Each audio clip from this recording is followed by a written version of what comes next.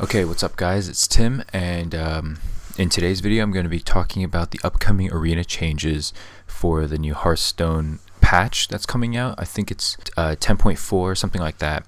Anyway, I'm just going to run through the changes really quickly and then discuss my thoughts on the new cards and just see where we go from there. So first off, if you didn't see, there's a new 2-minute 50-second video where Chris Zierhut, the lead system designer, talks about the new changes. So he pretty much talks about exactly what I'm about to talk about here.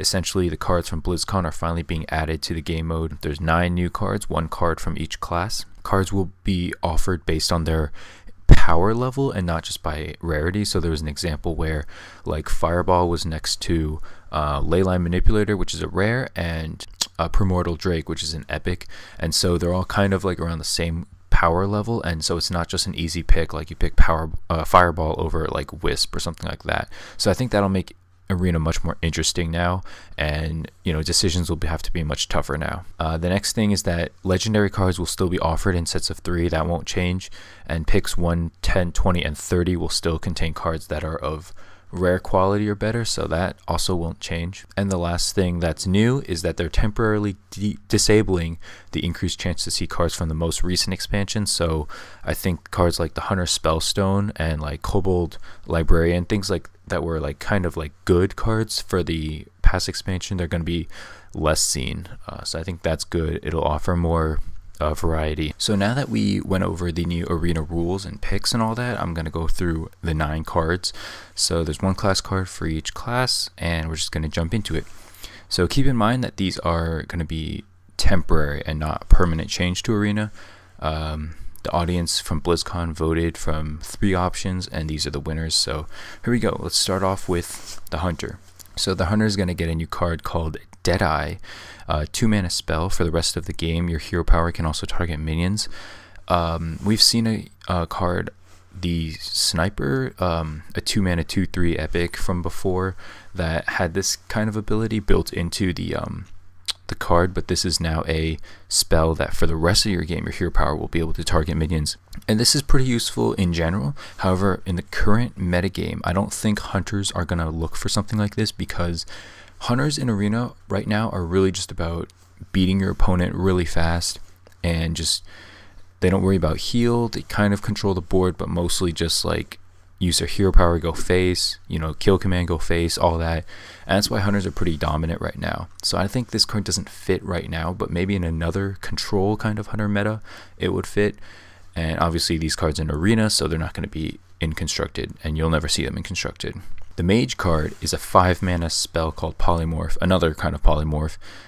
Essentially, you choose a minion, discover a new minion to transform it into. So this can work on your own minions and your opponent's minions. Let's say you want to use it on your own minion, but you could discover something really bad. Like all 3 picks could be bad. Or you could choose your opponent's minion and discover something that's really good. So there's 2 upsides, 2 downsides to both sides of which minion you choose to use it on.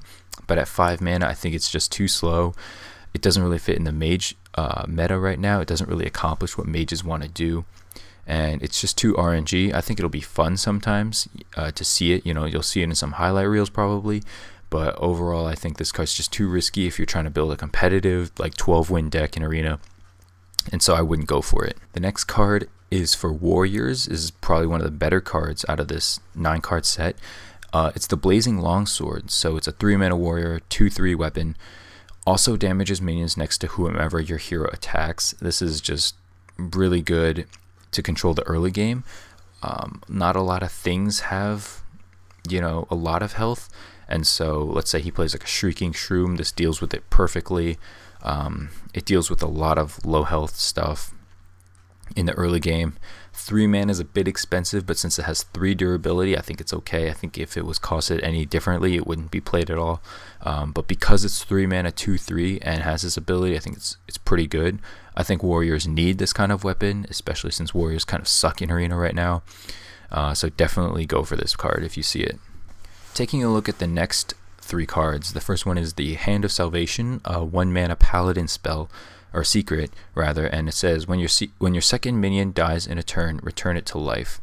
This is just not a good card in my opinion. I think it's too hard to actually get off the way you want. Like let's say you have a taunt minion and then something with a death rattle that you want it to return rather. It's just too hard to orchestrate so that your opponent will kill the taunt and then kill this, and then so this comes back to life. It's just too much, too specific, and I don't think you'll actually get it off. And if you do, it's going to be like very lucky. It's decently easy to play around as well because there's cards like Avenge right now in Wild Arena. But aside from that, it's like not a very good secret. The priest spell that they're getting is a 2-mana spell called Generous Spirit. Choose a friendly minion, give it to your opponent, and draw 3 cards. Aside from Doomsayer and things like that just don't matter whose side it's on, this card is not good. Even giving someone like a 1/1 and drawing 3 cards doesn't really help you because you're doing 2 mana. Assuming you play in an early game, you're spending 2 mana to lose a minion, to get hit by it, just to draw 3 cards. I mean, drawing cards in the early game is helpful, but there's definitely better ways to do it. You could just use, your Northshire Cleric. You just use Acolyte of Pain. Like, there's just better options out there. This doesn't really work unless you're getting Doomsayer. And in Arena, there's no guarantee you get Doomsayer, especially with it being an epic. I mean, you might see it now more often because of the new Arena changes, how they, that I talked about earlier, how they're, it doesn't matter what rarity it is. But still, it's just not worth it, I think. Next is a 1-mana rogue spell called Smoke Bomb. Give a minion stealth until your next turn, and then draw a card. Smoke Bomb is a decent card because of the fact that you can draw a card. The stealth doesn't matter too much, although 1 minion, give a minion stealth is like alright. We've seen it as the Toxin from Zeril, the Poison Mind. However, just drawing a card in Arena is just really good. And so for that reason alone, I think I'd probably take it if you have no other card draw. Okay, getting into the last 3 cards from this new Arena expansion, kind of, is Crackling Doom, a 0-mana shaman spell. Deal 12 damage to all minions, overload 10. So pretty much a full board clear, and you skip your next turn to do so. I think this is really good. It's a perfect come from behind card. Let's say like you're getting completely beat down by your opponent and you have no way of recovering. This card, assuming both hands are empty, is like really good. Because let's say your opponent draws a card, they play it, and then you do nothing your next turn, they hit you with it. Now you have like your whole next turn to come back, and assuming you have like a few cards ahead of your opponent, this card is really good because you won't be behind that much. You'll take like an extra, minion hit, but it's so much better than like taking like 6 minions hits that this card otherwise avoided you. So this card's crazy. Probably the best card in this set for Arena. So I think Shamans, I think you should take this. Nature's Champion is the 3-mana Druid spell.